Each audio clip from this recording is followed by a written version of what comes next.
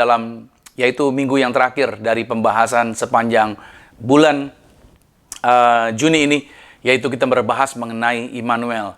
Hari ini judul yang saya bawakan, saudara boleh siapkan catatan saudara, selalu mencatat, setiap minggu saya akan selalu ingatkan, catatlah apa yang dituliskan, apa yang diajarkan, karena dengan Anda mencatat, dengan Anda menulis, itu sangat-sangat membantu saudara untuk mengingat kembali pesan-pesan yang Tuhan nyatakan bagi kehidupan setiap kita.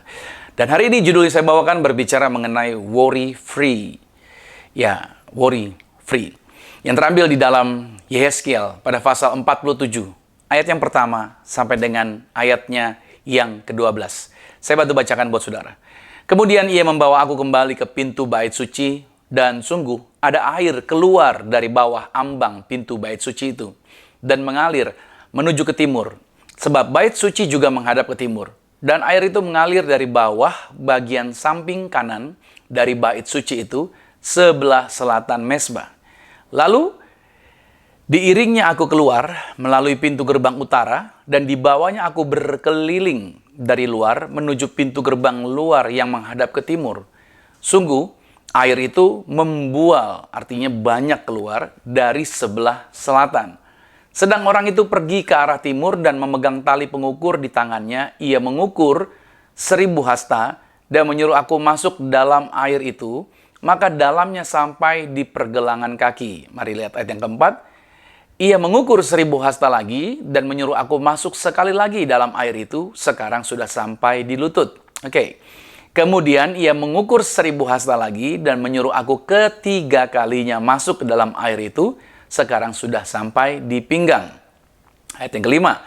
Sekali lagi ia mengukur 1000 hasta lagi, sekarang air itu sudah menjadi sungai di mana aku tidak dapat berjalan lagi, sebab air itu sudah meninggi sehingga orang dapat berenang, suatu sungai yang tidak dapat diseberangi lagi.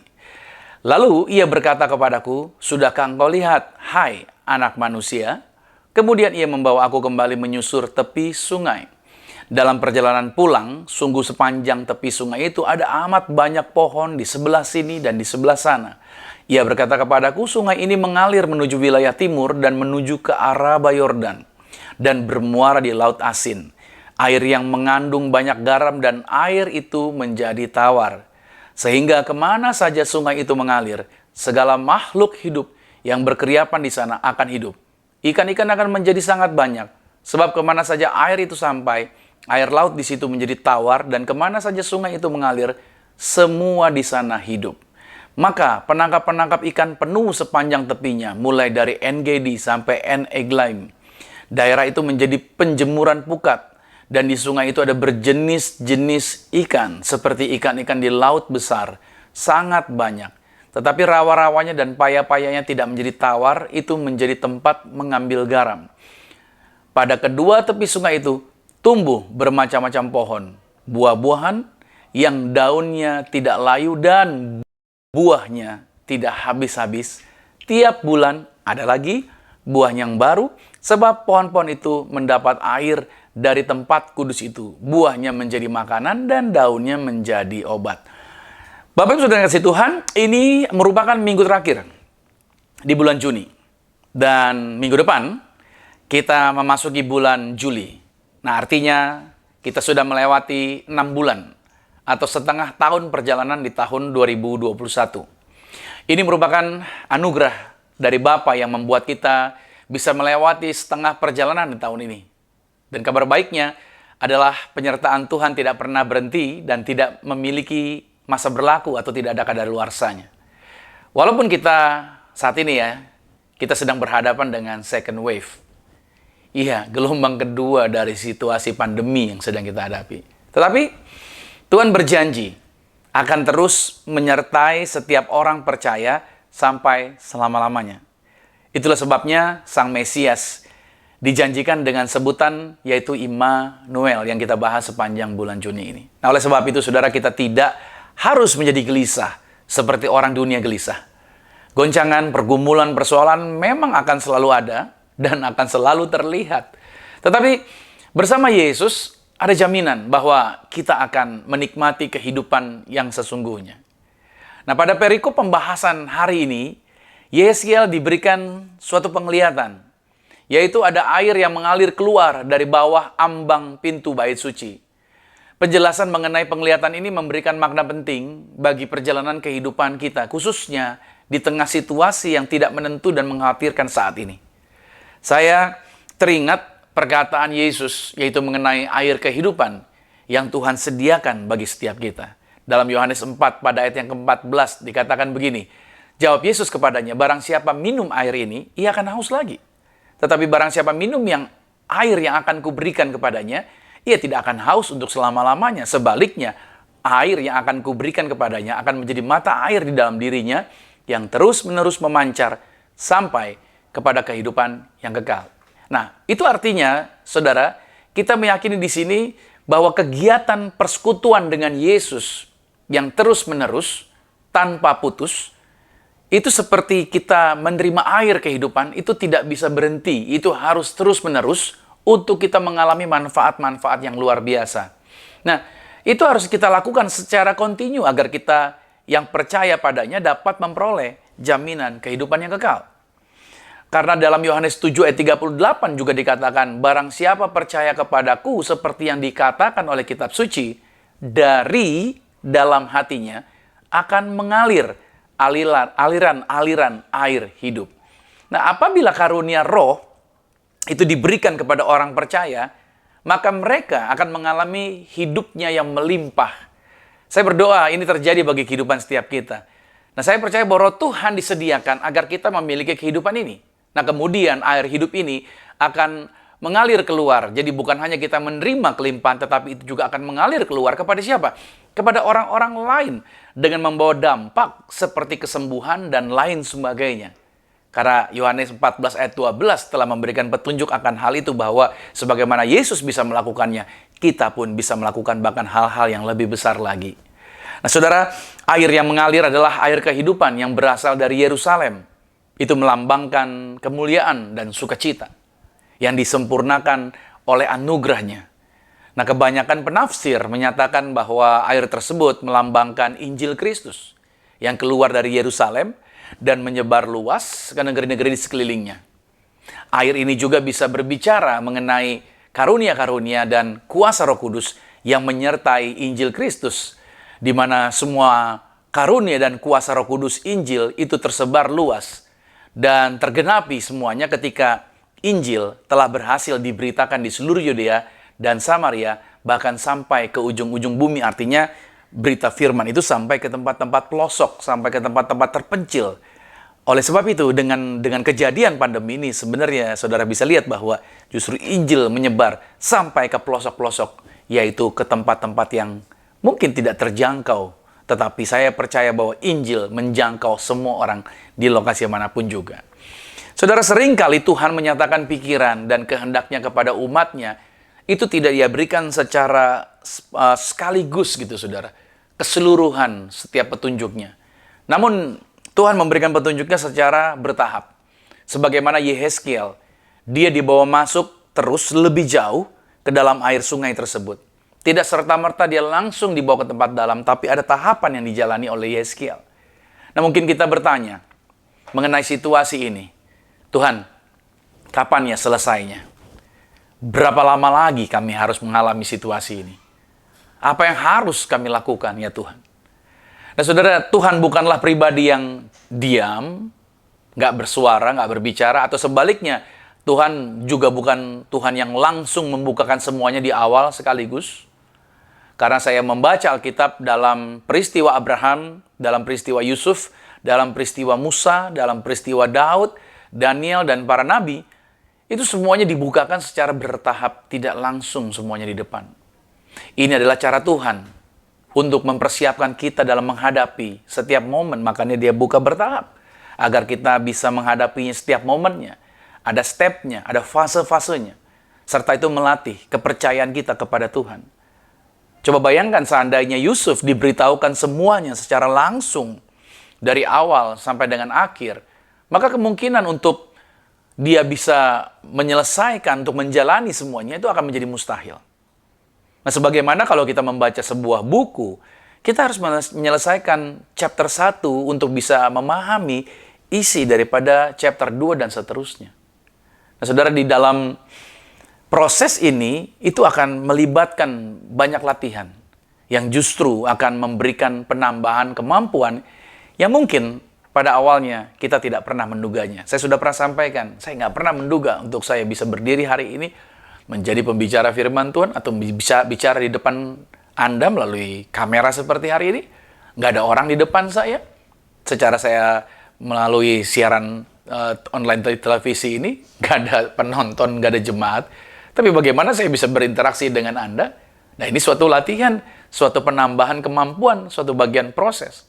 Nah, saudara, setiap kita juga punya pelatihan-latihan yang berbeda di dalam situasi yang kita sedang hadapi saat-saat ini. Tapi tanpa sadar, ternyata kita mendapatkan kemampuan-kemampuan baru ya.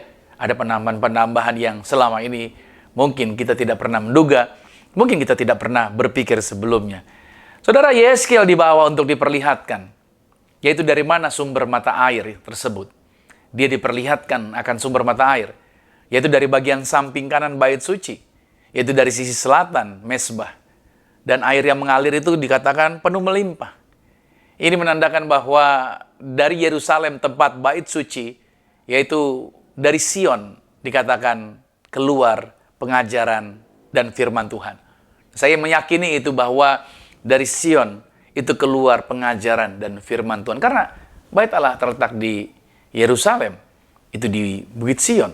Jadi ini menjadi satu gambaran yang luar biasa yang telah dituliskan oleh Yesaya pada pasal 2. Pada ayat yang ketiga dikatakan, dan banyak suku bangsa akan pergi serta berkata, mari kita naik ke gunung Tuhan, ke rumah Allah Yakub, supaya ia mengajar kita tentang jalan-jalannya, dan supaya kita berjalan menempuhnya. Sebab dari Sion akan keluar pengajaran dan firman Tuhan dari Yerusalem. Ini, saudara, saya percaya bahwa melalui pelayanan gereja Zion ini, Tuhan mau kami mewujudkan yaitu sebuah gereja yang bergerak dalam kemurnian, yaitu menjadi sama seperti Yesus, serta membawa dampak bagi dunia ini. Karena itu, peran Roh Tuhan melalui program-program ibadah online seperti hari ini, yaitu untuk membawa pengajaran yang benar, disertai contoh kehidupan yang sehat, yang dilandaskan hanya pada firman Tuhan. Nah, targetnya yaitu bukan untuk membangun gereja yang terbesar, melainkan untuk membangun gereja yang sehat.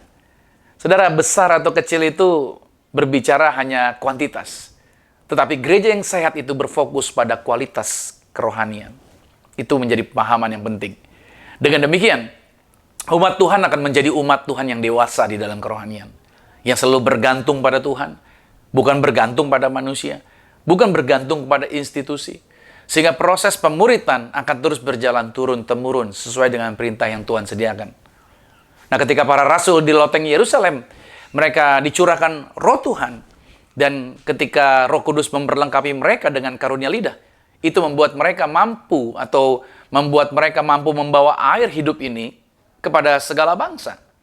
Inilah pesan kabar baik yang Tuhan ingin agar setiap orang percaya membawa kepada segala bangsa. Bawa berita kabar baik ini kepada segala bangsa. Agar apa? Agar mereka menjadi muridnya Tuhan. Sesuai dengan Matius pada pasal 28, ayat 19 dan ayatnya yang ke-20. Bahkan pada saat rasul-rasul ditangkap, Tuhan membebaskan mereka. Dan Tuhan berpesan kepada mereka. Untuk apa? Terus bagikan firman kehidupan kepada semua orang. Dalam Kisah Rasul 5 ayat yang ke-20 dikatakan, pergilah, berdirilah di bait Allah, dan beritakanlah seluruh firman hidup itu kepada orang banyak. Bapak, Ibu, Saudara, pandemi yang ada ini seperti suatu bagian keadaan yang hendak menghalangi Anda, yang hendak menghalangi kita untuk terus memberitakan kabar baik. Kondisi kita ibadah saat ini kita dirumahkan. Ya, tadinya mungkin ada yang bisa beribadah, tapi sekarang dirumahkan lagi. Oke, saudara, selama ini juga kita tidak pernah sejak pandemi beribadah secara onsite. Kita selalu online. Dan sekarang ini kita kembali dibuat semuanya. Ya kan, dibuat ibadah di rumah. Karena ada kasus baru lagi. Ada penambahan-penambahan kasus yang pemerintah daerah harus mengambil keputusan dan mengambil langkah-langkah yang bijak. Agar menghambat atau menyetop yaitu penularan yang lebih banyak lagi. Nah, saudara, kita sekarang ada di rumah beribadahnya. tidak dapat memuji Tuhan di gereja bersama-sama dengan orang lain. Nah, seolah-olah itu telah menghentikan kegiatan rohani tersebut. Tetapi ingatlah bahwa Sang sumber air hidup, Dia tidak pernah menghentikan aliran airnya yang melimpah tersebut. Kita perlu seperti Yehezkiel. Untuk apa? Untuk terus melihat kepada sumber air melimpah yang memancar dari pintu bait Allah itu. Nah, karena Kristus Tuhan kita adalah sang pintu, karena Dia berkata, "Akulah pintu," maka melalui Yesus, hanya melalui Yesus, air hidup mengalir, memancar keluar, seperti dari lambungnya yang ditikam pada waktu Dia ada di atas kayu salib. Lambung ditikam, keluar air. Air yang Ia berikan kepada kita adalah mata air yang akan terus-menerus memancar. Itu bukan hanya muncul, yaitu dari permukaan tanah. Itu bukan muncul dari permukaan tanah, tetapi itu memancar keluar dari bawah ambang pintu. Sebab mata air orang percaya itu, saudara, kalau dibilang dari bawah ambang pintu, itu tersembunyi bersama dengan Kristus. Mata air kita tersembunyi bersama dengan Kristus di dalam Tuhan. Itu artinya, itu tidak akan dapat diambil dari saudara. Mata air yang berlimpah-limpah, sumber kelimpahan itu tidak akan pernah dapat diambil dari saudara. Itu telah di-reserve, itu telah dipesan, itu telah disediakan bagi siapa? Bagi Anda. Melalui pengorbanan Yesus di atas kayu salib. Makanya saya percaya bahwa situasi pandemi ini tidak akan pernah merubah anugerah Tuhan atas kehidupan saudara bersama dengan keluarga. Nah, Kolose 3 pada ayat yang ketiga berkata, "Sebab kamu telah mati dan hidupmu tersembunyi." Artinya hidupmu terlindungi bersama dengan Kristus di dalam Tuhan.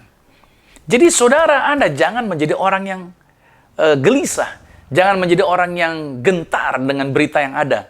Tapi saudara percayalah bahwa Anda telah dilindungi dalam perlindungan Tuhan. Jadi gak ada yang bisa mengambil apa yang Bapa sediakan dalam kehidupan saudara. Kita seringkali mungkin di dalam kehidupan ini, mungkin kita memilih jalan-jalan yang salah.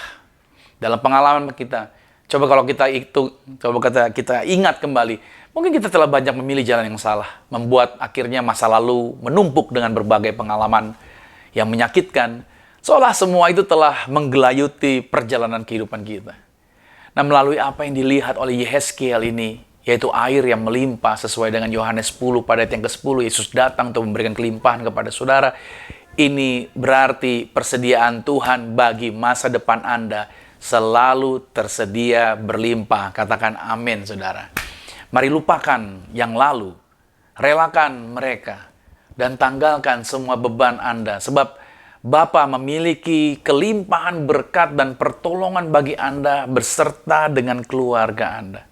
Dengan demikian, seharusnya kita menjadi worry-free di dalam penyertaan Sang Immanuel yang terus memberikan kita jalannya, yang terus memberikan kita arahannya. Saya berdoa saudara bukan lagi menjadi orang yang kegelisahan. Anda harusnya worry-free karena Tuhan memberikan arahan dan jalannya. Nah, pertanyaannya bagaimana Tuhan membuat kita worry-free? Di tengah situasi yang seperti ini, di tengah berita yang membuat banyak orang jadi paranoid. Apa yang membuat kita menjadi orang-orang yang worry-free? Yang pertama ini yang Tuhan lakukan, ini yang Tuhan sediakan buat kita, bahwa Dia menyediakan ini. Dia memberikan, atau Tuhan memberikan roh yang dinamis. Tuhan memberikan roh yang dinamis. Buat siapa? Buat Anda, buat saya, buat setiap orang yang percaya pada Yesus. 2 Timotius 1 pada ayat yang ke-7 berkata begini, "Sebab Allah memberikan kepada kita bukan roh ketakutan, melainkan roh yang membangkitkan kekuatan, kasih, dan ketertiban." Lihat, roh yang Tuhan tempatkan pada setiap kita itu memiliki kemampuan atau tenaga yang sangat besar dan menakjubkan. Lihat, kekuatan roh Tuhan itu sebagaimana dibuktikan pada saat roh Tuhan turun kepada para rasul, itu membuat Petrus, saudara tahu siapa Petrus? Adalah seorang yang pernah menyangkal Yesus, karena ketakutan dia menyangkal Yesus. Itu Petrus yang ketakutan, begitu roh Tuhan turun atas dia, Petrus yang sama berubah menjadi Petrus yang membuat 3.000 orang minta dibaptis untuk menerima Yesus. Wow, fantastik.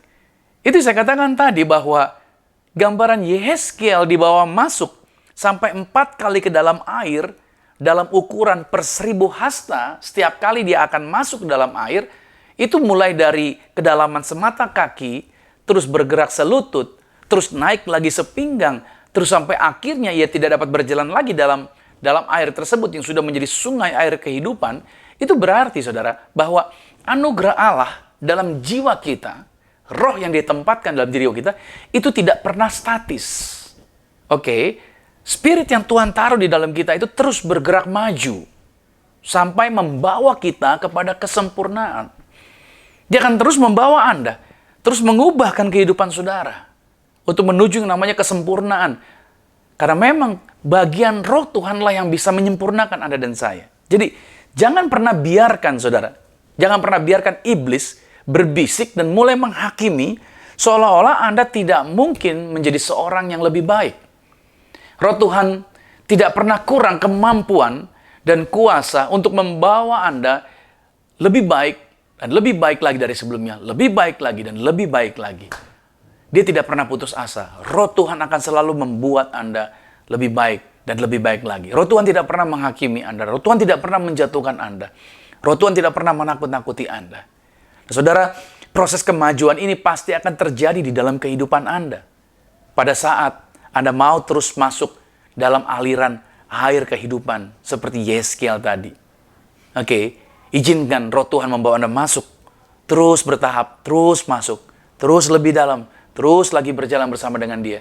Bukan sebaliknya, malahan kita mengikuti arus dunia ini. Dunia juga punya arus, dunia juga punya maksud untuk membawa kita kepada hal-hal yang salah. Tapi sebagai hamba Tuhan, saya mau ingatkan di hari Minggu ini, izinkan Tuhan membawa Anda masuk ke dalam aliran air kehidupannya Dia. Puji nama Tuhan. Jadi, kita akan mengalami yang namanya worry free pada waktu kita menyadari bahwa Tuhan telah memberikan roh yang dinamis. Lihat, para rasul bukan orang yang semuanya hebat. Mereka punya latar belakang yang lemah semuanya. Tapi saudara, begitu mereka menyadari dan membiarkan, mengizinkan, mereka dibawa masuk dalam aliran roh Tuhan atau aliran air yang hidup itu. Hidup mereka menjadi berbeda. Mereka menjadi orang-orang yang mengalami perubahan yang luar biasa dalam kehidupan mereka. Yang kedua, yang membuat kita bisa worry free di dalam kehidupan ini, apa yang Tuhan sediakan buat setiap kita adalah, yaitu memberikan kepastian. Sama-sama dengan saya katakan, memberikan kepastian. Siapa sih yang bisa berikan kepastian di dunia ini? Ya, nggak ada yang bisa kasih kepastian ya. Bahkan pengumuman apapun, informasi apapun, nggak ada yang pasti di dalam dunia ini. Banyak orang yang berjanji juga nggak ada yang pasti. Semua di dalam dunia ini nggak ada kepastian. Tapi ini yang Tuhan sediakan buat setiap kita. Kita punya kepastian. Makanya orang-orang yang berjalan di dalam ketidakpastian, pasti akan apa? Gelisah terus. Ya kan? Selalu akan ketakutan terus. Saya berdoa, saudara, harusnya kita orang-orang yang percaya pada Yesus. Kita bebas dari ketakutan, bebas dari kegelisahan. Kenapa? Karena Tuhan memberikan kepastian. Yesaya pada pasal 60, pada ayat yang ke-22, dikatakan yang paling kecil akan menjadi kaum yang besar. Dan yang paling lemah akan menjadi bangsa yang kuat. Aku, Tuhan, akan melaksanakan dengan segera pada waktunya. Ya, pasti. Sama-sama lagi bilang, saya katakan, pasti. Bilang, pasti. Yes.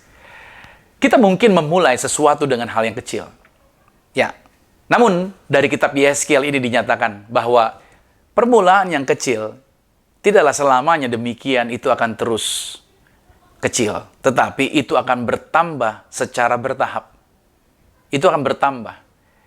Oleh sebab itu begitu saya membaca kitab Yeskiel ini, lihat pertambahan dari mulai kaki, ketinggiannya terus bertambah selutut, ya kan, sepinggang, sampai akhirnya apa? Kita berhenti untuk menghitungnya.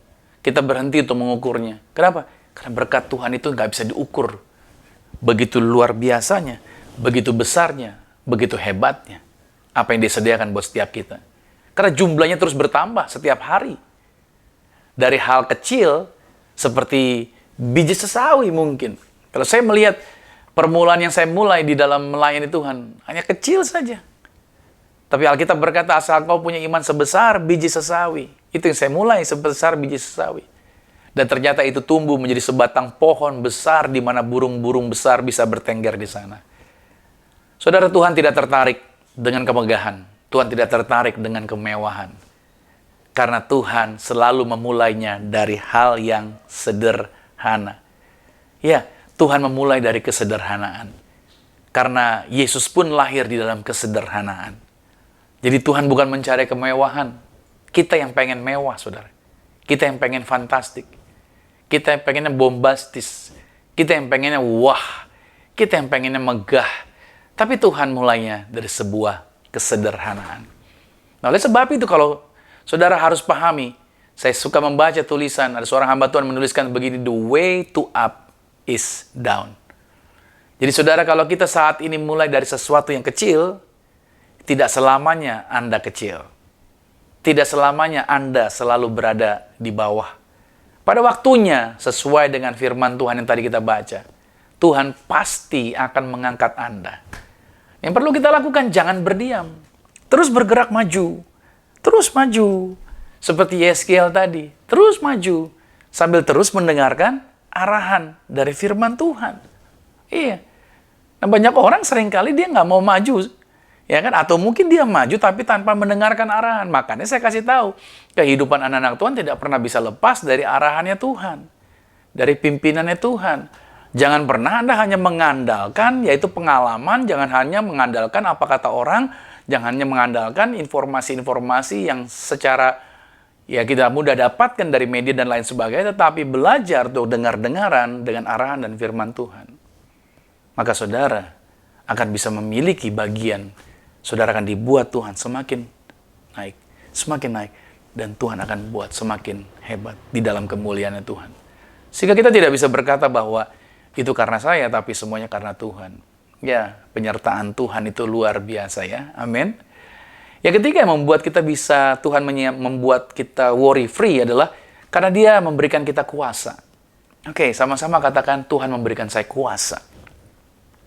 Dalam Yeskiel 1, bacaan perikop utama kita pada ayat yang ke-8 dan 9, di situ dikatakan, Ia berkata kepadaku, sungai ini mengalir menuju wilayah timur dan menurun ke arah Yordan dan bermuara di Laut Asin. Air yang mengandung banyak garam dan air itu menjadi tawar. Sehingga kemana saja sungai itu mengalir, segala makhluk hidup yang berkeriapan di sana akan hidup. Ikan-ikan akan menjadi sangat banyak sebab kemana saja air itu sampai, air laut di situ menjadi tawar dan kemana saja sungai itu mengalir, semuanya di sana menjadi hidup. Pada saat air kehidupan ini keluar dari bait suci tadi, terus lalu mengalir dan sampai pada suatu lokasi, maka tempat-tempat yang dilalui oleh air tersebut itu diubahkan secara ajaib. Bahkan pada saat itu bermuara, katanya disebutkan di Laut Asin. Saudara, saya pernah ke Israel. Laut Asin itu atau disebut laut mati, saudara. Itu nggak ada yang hidup, nggak ada binatang hidup sama sekali. Kadar garamnya sangat tinggi. Bahkan saya bisa berenang, celentang sambil baca koran. Dan saya tidak tenggelam. Itu ngambang badan kita. Jadi nggak perlu berenang di situ. Cukup Anda jongkok, duduk, buang badan ke belakang, sudah ngambang. Dan itu bisa sambil lihat ke langit atau sambil baca majalah begitu, saudara. Itu luar biasa pengalaman di Laut Asin. Nggak ada kehidupan sama sekali. Tapi air ini dituliskan oleh kitab Yeskiel, bermuara ke Laut Asin. Dan ternyata, saudara, begitu sampai di Laut Asin, itu laut yang tadinya asin diubah menjadi air tawar. Jadi air kehidupan ini membawa perubahan. Yaitu telah membuat tempat yang tadinya mati menjadi tempat kehidupan dan membuat tempat itu menjadi sehat. Hal ini menunjukkan bahwa setiap orang percaya yang dipenuhi air kehidupan di dalam kehidupannya, maka di mana saja mereka berada, mereka akan mendatangkan kuasa perubahan yang besar atas sekitarnya. Mereka akan membawa dampak yang luar biasa buat orang di sekitar dia. Makanya kehidupan kekristenan itu harusnya berdampak. Harusnya bisa mengubahkan. Karena saya membuktikan, saudara, dengan kuasa Tuhan yang Tuhan percayakan kepada saya, maka itu dapat menjala jiwa-jiwa.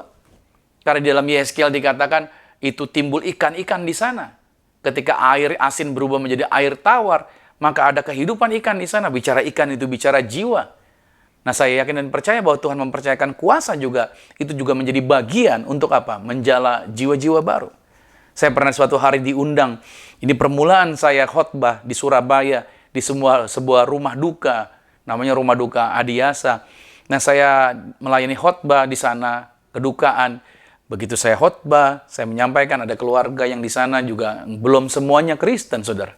Bahkan lebih banyak yang tidak Kristen, tapi karena mereka mungkin keluarganya meninggal, mereka ikut ibadah di sana. Lalu saya khotbah, saya deg-degan sebenarnya karena itu pertama kali saya diminta untuk khotbah. Saya siapkan khotbah, saya menyampaikan tentang pertobatan, tentang bagaimana orang yang meninggal dipanggil Tuhan dan bagaimana mereka sudah berkumpul bersama dengan Tuhan.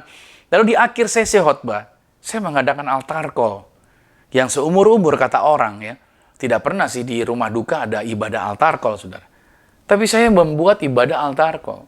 Saya mengundang siapa yang mau didoakan, saudara boleh maju ke depan. Saya mengundang gitu. Dan ketika saya mengundang seperti itu, saudara, itu anggota keluarganya maju ke depan dan mereka minta didoakan. Bahkan saya baru tahu setelah ibadah itu ternyata mereka belum pada Kristen yang lebih banyak hadir hari itu. Dan saya mendoakan mereka. Dan ada yang manifestasi. Ketika didoakan, mereka manifest. Jatuh kalau gitu, saudara. Manifest beberapa orang. Jadi akhirnya ibadah penghiburan jadi ibadah pelepasan hari itu, saudara. Saya sampai hari ini kalau saya ingat, saya tertawa geli sendiri.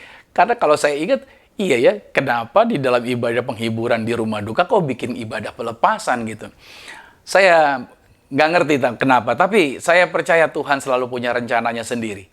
Dan beberapa minggu setelah kejadian atau ibadah itu, ternyata orang-orang itu ada di dalam gereja dan saya diingatkan, diberitahu oleh pengerja atau koordinator, dikatakan bahwa gara-gara ibadah di rumah duka tersebut, mereka dilawat Tuhan, mereka dilepaskan, ada ikatan dan lain sebagainya. Mereka mengalami jamahan Tuhan. Kuasa Tuhan bekerja, dan karena kuasa itulah orang-orang itu akhirnya mau terima Yesus dan mereka bertobat. Haleluya. Saudara, saya percaya bahwa kuasa Tuhan percayakan buat kita juga untuk menjala jiwa-jiwa. Nah, dengan jaminan kuasa Tuhan, itu membuat setiap kita tidak akan dapat dikalahkan oleh kuasa dunia. Bahkan maut sekalipun tidak pernah berkuasa atas kita. Saya pernah naik pesawat terbang, satu pesawat harusnya meninggal dunia semuanya, saya bersama istri. Di pesawat itu ada cairan berbahaya yang pecah.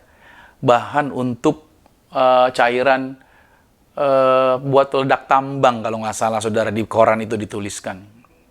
Dan aneh memang, saya baru tahunya ketika besok paginya di koran, di surat kabar, diberitahukan.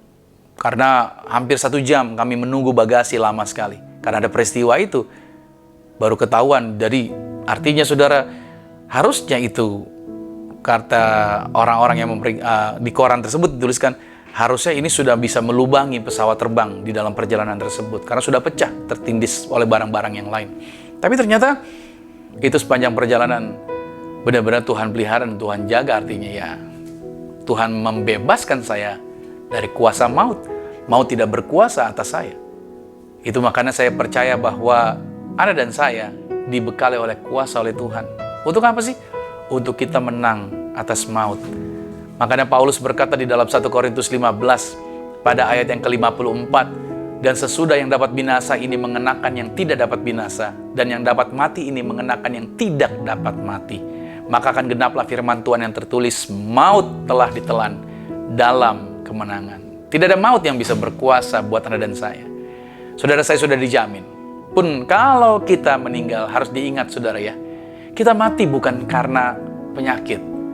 Jadi kalau saudara berhadapan dengan situasi penyakit saat ini, saudara lihat ada orang meninggal dan dengar kabar, oh sakitnya ini, sakitnya itu. Saya cuma mau sampaikan buat saudara bahwa orang meninggal itu bukan karena penyakit, tapi karena waktunya sudah habis, itu aja. Jadi saudara harus pegang baik-baik. Kalau belum waktunya habis, apapun penyakitnya, pasti masih bisa melewati semua itu. Jadi yang perlu kita percaya bahwa Tuhan berkuasa atas hidup kita. Kita diberi kuasa dan kita mengimani kuasa Tuhan. Kalau kita masih ada kepercayaan Tuhan untuk dipercayakan pekerjaan Tuhan, ya berarti kita masih bisa melakukan pekerjaan ini. Kalau kita masih hidup sampai hari ini, di tengah segala penyakit, Anda nggak mati, Anda bahkan nggak terpapar virus, makanya koreksi diri. Berarti Tuhan masih memberikan kepercayaan. Berarti ada pekerjaan penting. Ada bagian pekerjaan Tuhan yang harusnya kamu lakukan. Tuhan masih kasih kesempatan buat Anda untuk bekerja di ladangnya Tuhan. Yang terakhir, saya akan tutup dengan bagian yang keempat. Tuhan kenapa menjaminkan kita worry free adalah karena Tuhan memberikan kita kualitas. Tuhan memberikan kita kualitas. Yeskiel 1 ayat 12 dikatakan, pada kedua tepi sungai itu tumbuh bermacam-macam pohon buah-buahan, yang daunnya tidak layu dan buahnya tidak habis-habis. Tiap bulan ada lagi buahnya yang baru, sebab pohon-pohon itu mendapat air dari tempat kudus itu. Buahnya menjadi makanan dan daunnya menjadi obat. Garis bawahi, buahnya menjadi makanan dan daunnya menjadi obat. Air kehidupan yang mengalir dari Tuhan ini memberikan setiap orang percaya kehidupan yang berkualitas unggul. Itu ditunjukkan dengan pohon-pohon yang berada di sepanjang tepi sungai, yang selalu terkoneksi dengan air hidup dan selalu dikatakan menghasilkan buah. Dan daunnya dikatakan dapat menyembuhkan. Nah, orang percaya seharusnya itu menjadi pohon ini. Karena Anda mendapatkan aliran air hidup. Harusnya orang percaya itu menjadi pohon yang menghasilkan buah. Dia menghasilkan buah yang bisa dinikmati, dan daunnya dikatakan bisa menjadi obat. Dikatakan bahwa pohon-pohon ini yang ditanam di tepi aliran air, mendapatkan air dari tempat kudus, dicangkokkan ke dalam Kristus, sang pohon kehidupan. Sehingga setiap Anda dan saya, setiap kita orang percaya itu berakar di dalam Tuhan. Ini juga memberikan gambaran bahwa kita seperti pohon zaitun dan pohon ara yang dipakai untuk menghormati Allah dan dipakai untuk menghormati manusia. Nah, orang Kristen sejati, saudara, itu diperlengkapi dengan perkataan yang baik. Seharusnya ini yang dipegang. Orang Kristen itu diperlengkapi dengan kata-kata yang baik yang dapat mengobati luka orang-orang yang mereka jumpai. Memiliki kata-kata yang bijak, bukan kata-kata dusta, bukan kata-kata palsu, gitu loh, saudara. Hatinya juga benar, karena apa yang diluapkan oleh hati itu apa yang diungkapkan oleh mulut itu mengalir dari hatinya. Makanya saya mau katakan bahwa saudara, kita perlu menjadi seseorang yang mengerti bahwa kita ini pohon yang ditanam di dalam aliran air sungai kehidupan. Kalau kita mendapatkan aliran dari Tuhan, harusnya keluarnya juga sama seperti Tuhan. Kata-katanya harusnya buat orang yang kita jumpai justru menyegarkan mereka, bukan malah menyakiti orang. Yesaya 50 pada ayat yang keempat dikatakan, Tuhan Allah telah memberikan kepadaku lidah seorang murid, supaya dengan perkataan aku dapat memberi semangat baru kepada orang yang letih lesu. Setiap pagi ia mempertajam pendengaranku untuk mendengar seperti seorang murid. Saya closing, saudara, ibadah hari Minggu ini, bahwa penglihatan yang diperlihatkan kepada Yeskiel itu memberikan setiap orang percaya keteguhan. Keteguhan dan kekuatan. Untuk apa, saudara? Untuk tidak harus tenggelam dengan persoalan badai yang ada hari ini. Biarkanlah kita tenggelam dan mengalir dalam aliran air yang berasal dari Tuhan, untuk membawa kita menggenapi setiap rencana Tuhan bagi kehidupan kita. Nah, penyertaan Allah yang Immanuel bukanlah memberikan kita kebebasan untuk memilih apa sih yang kita mau sendiri, melainkan agar kita bekerja sama dengan Tuhan. Dalam aliran air ini, kita dibawa untuk menyelidiki dan menyelami hal-hal ilahi dan mengukur kedalamannya, bukan hanya melihat di permukaan air saja. Jangan hanya di permukaan, karena di permukaan seringkali tampak hal-hal yang mengejutkan dan tidak kita mengerti. Oleh sebab itu, Tuhan membawa kita untuk menyelami hadirat-Nya, yaitu menggali dan menyelidiki hal-hal ilahi, seperti yang dilakukan oleh jemaat mula-mula yang tertulis dalam Kisah Rasul pada pasal 2. Pada ayat 42 dikatakan, mereka bertekun dalam pengajaran rasul-rasul dan dalam persekutuan, dan mereka selalu berkumpul untuk memecahkan roti dan berdoa. Di kedalaman hadirat-Nya, saudara, kita akan menemukan bahwa beberapa hal sangat sederhana dan mudah dimengerti. Maka dalam aliran air kehidupan dari Tuhan ini, Ia memberikan setiap kita jaminan worry free, yaitu dengan jalan yang pertama tadi memberikan roh yang dinamis, memberikan kepastian, memberikan kuasa, dan memberikan kualitas. Saya berdoa saudara, di bulan Juni ini, setiap kita semakin dikuatkan dan menjadi paham bahwa Tuhan kita adalah Tuhan yang selalu menyertai dimanapun kita berada, dalam segala keadaan apapun. Dia senantiasa menyertai kita. Amin. Selamat hari Minggu. Puji nama Tuhan. Mari kita berdoa. Tuhan Yesus, terima kasih buat ibadah yang boleh kami terima hari ini. Firman Tuhan yang luar biasa. Kami menyadari bahwa sepanjang bulan Juni ini kami diingatkan, kami punya Allah Immanuel. Kami punya Tuhan yang menyertai kami. Maka di minggu terakhir ini kami belajar, gak perlu lagi khawatir, gak perlu lagi takut. Karena kami percaya bahwa kami punya Tuhan yang menjaminkan kehidupan kami. Bahwa di dalam diri kami ada roh yang dinamis, roh yang mengubahkan, roh yang mengangkat kami, roh yang menjaminkan kami untuk semakin hari semakin baik, semakin hari semakin baik. Tidak ada seorang pun yang bisa jadi baik dengan dirinya sendiri. Hanya karena roh Tuhanlah orang bisa jadi baik. Tuhan memberikan kepastian saat dunia gelisah, dunia kebingungan. Tapi Tuhan menjaminkan kepastian. Sulit untuk mempercayai apa yang ada di dunia ini. Tapi Tuhan adalah Tuhan yang pasti, yang bisa dipercaya. Tuhan memberikan kami kuasa untuk menang atas dosa, menang atas setan, menang atas maut. Kami dijaminkan dengan kuasa ini, bahkan jadi kesaksian, bisa membawa orang-orang menerima Injil, menerima kabar baik dari Yesus. Bahkan Tuhan juga menjaminkan kami menjadi orang-orang yang berkualitas di dalam kehidupan kami. Menjadi orang-orang, yaitu seperti pohon-pohon yang ditanam tadi di baitnya Tuhan. Kami juga menjadi pohon yang bisa menghasilkan buah. Buahnya berguna dan daunnya menjadi obat. Kehidupan kami jadi berguna buat orang-orang sekitar kami. Tuhan Yesus, aku berdoa biarlah setiap anak-anak Tuhan ini mengalami kemajuan. Kehidupan mereka terus menjadi garam dan terang. Kehidupan mereka selalu akan menjadi berkat.